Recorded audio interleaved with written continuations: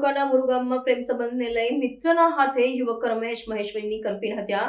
નખત્રાણા પોલીસે આરોપી ઝડપી પાડી તપાસ તેજ કરી. કચ્છ જિલ્લાના નખત્રાણા તાલુકાના મુરુ ગામના 19 વર્ષીય રમેશ પુંજાભાઈ મહેશ્વરી નામના યુવાનની નિર્મમ હત્યા થતા સમગ્ર વિસ્તારમાં સનસનાટી ફેલાઈ ગઈ છે. યુવકની લાશ ટુકડા કરેલી હાલતમાં ગામની સીમામાં આવેલા બોરમાંથી મળી આવતા કાયદો વ્યવસ્થા તંત્ર હરકતમાં આવી તપાસ શરૂ કરવામાં આવી છે. પ્રાથમિક માહિતી અનુસાર ઘટના બહાર આવતા જ મુરુ અને આસપાસના ગામોમાં લોકોમાં ભય અને આક્રોશનો માહોલ સર્જાયો છે. મળતી માહિતી મુજબ રમેશ મહેશ્વરી અને એક યુવતી વચ્ચે ચાલતા પ્રેમ સંબંધને લઈને તેના જ નજીકના મિત્ર સાથે તણાવ અને વિવાદ ઊભો થયો હતો, જેના પગલે રોષ અને વેરભાવના કારણે હત્યા થઈ હોવાની દિશામાં તપાસ આગળ વધી રહી છે. સૂત્રો દ્વારા મળતા સંકેતો મુજબ આરોપી મિત્રે રંજીશમાંથી રમેશની હત્યા કરી તેની લાશના ટુકડા કરીને ગામની સીમામાં આવેલા 3 અલગ અલગ બોરમાં ફેંકી દીધા હોવાનો અંદાજ વ્યક્ત કરવામાં આવી રહ્યો છે. આ સમગ્ર બનાવનો ભેદ મૃતકના દૂરભાષ સાધનના દસ્તાવેજો અને સંપર્કોમાંથી મળેલી માહિતીના આધારે ઉકેલાતો ગયો હોવાની ચર્ચા સ્થાનિક સ્તરે થઈ રહી છે.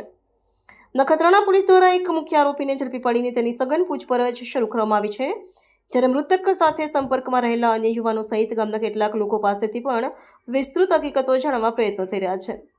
રાજ્યના અન્ય વિસ્તારોમાં સુરેન્દ્રનગર જિલ્લાના ધ્રાંગધ્રા નજીક તેમજ સુરત શહેરમાં તાજેતરમાં યુવાનોની કરપીણ હત્યાના બનાવો સામે આવ્યા હોવાના કારણે આવા હિંસક ગુનાઓને લઈને ચિંતા વધુ ગાઢ બની રહી છે. સ્થાનિક ગ્રામજનો અને સગા સંબંધીઓએ રમેશ મહેશ્વરીને ન્યાય મળે, આરોપીને કડક સજા થાય અને યુવા પેઢીને આવા સંબંધજનક વિવાદોથી દૂર રાખવા માટે સમાજ સ્તરે જાગૃતિ વધારવાની માંગ ઉઠાવી છે. नमस्कार। नखत्राना पुलिस स्टेशन में 3 तारीख को रात को 8:30 बजे नखत्राना तालुका के मरू गांव के निवासी राजेश पुंजा भाई आए और उन्होंने बताया कि उनका जो भाई है रमेश पुंजा भाई, वो एक दिन पहले यानी कि 2 दिसंबर को रात को 9 बजे के आसपास ये कहकर घर से निकला कि वो अपने मित्रों के साथ बैठने के लिए जा रहा है, और तब से अब तक यानी कि उस बात को 20 घंटे हो गए थे, लौटा नहीं है। तुरंत इसकी नोंद लेते हुए नखत्राना पुलिस स्टेशन में नखत्राना पुलिस की टीम के द्वारा इस मामले को गंभीर मामला समझते हुए गुम नोंद रजिस्टर की गई, चाणाजोग रजिस्टर की गई, और उसके पश्चात उसकी शोध खोल के प्रयास शुरू हुए। प्रयासों के दौरान गांव में जो रमेश पुंजाभाई है, जो गुम थनार व्यक्ति था, उसके मित्रों के साथ, अन्य लोगों के साथ संबंधों की तपास की गई। ह्यूमन सोर्सेस के थ्रू, ह्यूमन इंटेलिजेंस के थ्रू और टेक्निकल इंटेलिजेंस के थ्रू लगातार प्रयास किए गए, और लगातार प्रयास करने का परिणाम हमें प्राप्त हुआ।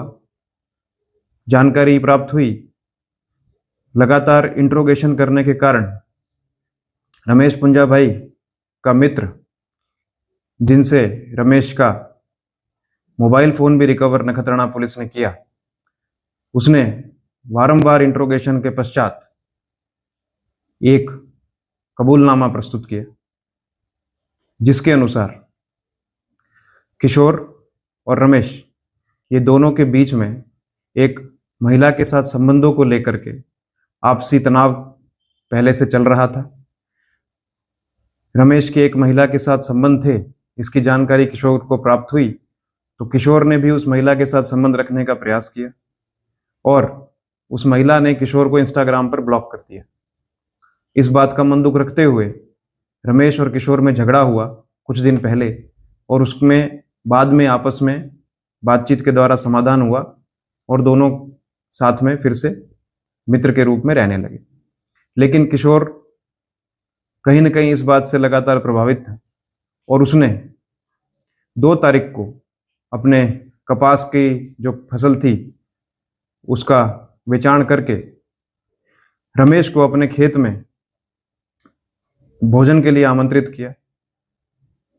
आमंत्रण पाकर रमेश और किशोर दोनों मोटरसाइकिल पर रात को 9 बजे के आसपास किशोर की वाड़ी में जाने के लिए रवाना हुए, और रास्ते में उनको विनय उर्फे सुमित, जो मरुगाई निवासी है, वो भी उनका मित्र है, वो मिला और उसको भी वो अपने साथ में वाड़ी पर ले गए। वाड़ी पर जाने के बाद में रमेश और किशोर में एक बार फिर से महिला को लेकर के बातचीत शुरू हुई और आपस में झगड़ा बढ़ गया, जिसके चलते किशोर ने रमेश पर फावड़े से वारंवार वार करके उसकी वाड़ी में ही हत्या कर दी। हत्या के पश्चात जो हकीकत किशोर ने बताई वो इस प्रकार है कि उसने मर्डर के पश्चात सारे पुरावाओं को और डेड बॉडी पुलिस को ना मिले इसके लिए कुछ प्रयास किए। उसने सबसे पहले तो कुल्हाड़ी और धारिया की मदद से रमेश के शरीर से उसका सर अलग किया और उस सर को वाड़ी के ही 1 नंबर के बोरवेल में डाल दिया और उसके ऊपर पत्थर डाल दिया। इसके पश्चात रमेश के दोनों हाथ अलग किए और दोनों हाथों को दूसरे नंबर के बोरवेल में डाला और रमेश की चप्पल को भी उस बोरवेल में डाल दिया। तीसरे नंबर के जो बोरवेल था उसमें उसने कुल्हाड़ी और धारिया को एक थैली में डाल करके उसमें डाल दिया और उसमें भी उसने पत्थर डाल दिए। इसके पश्चात एक जूना कुआं जो गांव में था उसमें भी उसने वहां जो माटी थी, जो वहां पे लोही लग गया था मर्डर के स्थान पर, उस लोहे मतलब जो खून था वहां पे, वो खून से भरी मिट्टी को एक बैग में डाल करके वो जूने कुएं में उस बैग के साथ उसको डाल दिया ताकि पुलिस को भविष्य में पुरावा ना मिल सके। इसके अलावा उसने जो रमेश का शरीर था उसको वाड़ी में ही 174 सेंटीमीटर लंबाई का और लगभग 2 से 2.5 फीट की गहराई का गड्ढा खोद करके उसमें प्लास्टिक की थैली में डाल करके उसमें माटी डाल दी।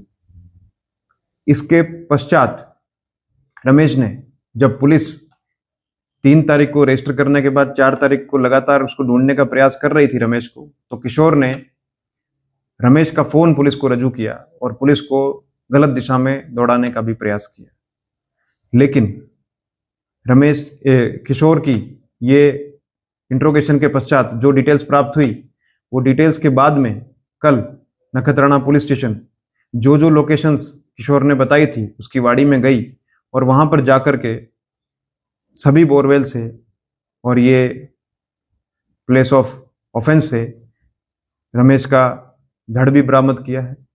बोरवेल से हाथ, चप्पल, शरीर के अन्य अंग, सर के पार्ट्स भी बरामद करने में नखत्राणा पुलिस स्टेशन ने काम किया है और ये गंभीर मामला है। इसकी तपास भी इसी गंभीरता से नखत्राणा पुलिस स्टेशन की टीम द्वारा की जाएगी। लेकिन इस मौत को, ये किशोर के इस प्रयास को पूरी तरह से विफल करने में नखत्राणा पुलिस स्टेशन जो छुपाने का जो प्रयास था उसमें नखत्राणा पुलिस स्टेशन की पूरी टीम का बहुत ही सराहनीय कदम रहा। एक गुम नोंद को इतना सीरियसली लेते हुए नखत्राणा पुलिस स्टेशन की पूरी टीम ने जिस तरह से कुछ ही दिनों में एक गंभीर प्रकार का जो एक मर्डर केस है उसको जिस तरह से डिटेक्ट किया है, इसके लिए पूरा का पूरा श्रेय नखत्राणा पुलिस स्टेशन के पीआई और उनकी पूरी टीम को जाता है।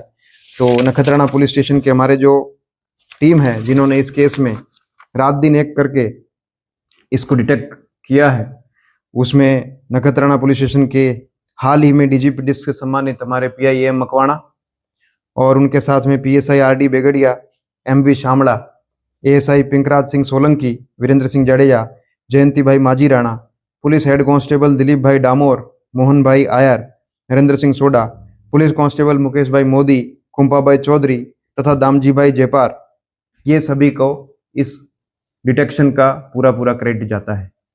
मामले की जांच जारी है। हमारी टीम सभी वैज्ञानिक पुरावाओं को वैज्ञानिक तरीके से कलेक्ट कर रही है। एक्सपर्ट्स की भी ओपिनियन ले रहे हैं, राय भी ले रहे हैं।